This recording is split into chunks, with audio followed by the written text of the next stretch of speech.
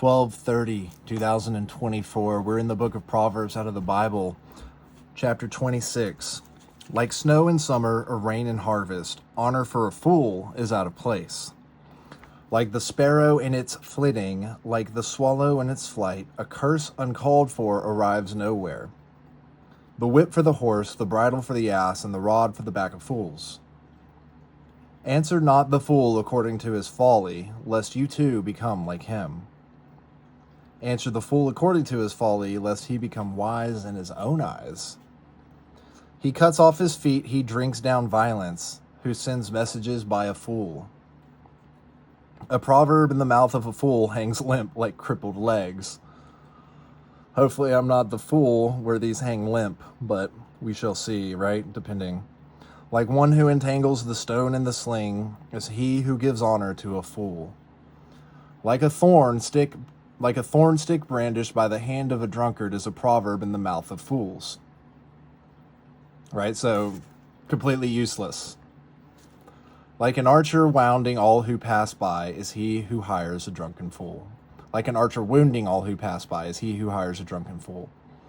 As the dog returns to his vomit, so the fool repeats his folly. Ugh. You see a man wise in his own eyes, there is more hope for a fool than for him. That one is probably the most powerful one out of all of this. If you think yourself smarter than everybody, there's more hope for the fool that we've just been talking about than there is for the man who thinks he's wise and smarter than everybody. That's one of the major reasons we do this and we read these books and we look at these ancient texts is because there's wisdom to be gained. There's insight to be had. We can always learn from our mistakes. That way we're not like the dog returning to our vomit or the fool who gets the rod. You see a man wise in his own eyes. Okay, the sluggard says, there is a lion in the street, a lion in the middle of the square. The door turns on its hinges, the sluggard on his bed. That's also, wow. The door turns on its hinges, the sluggard on his bed. Right?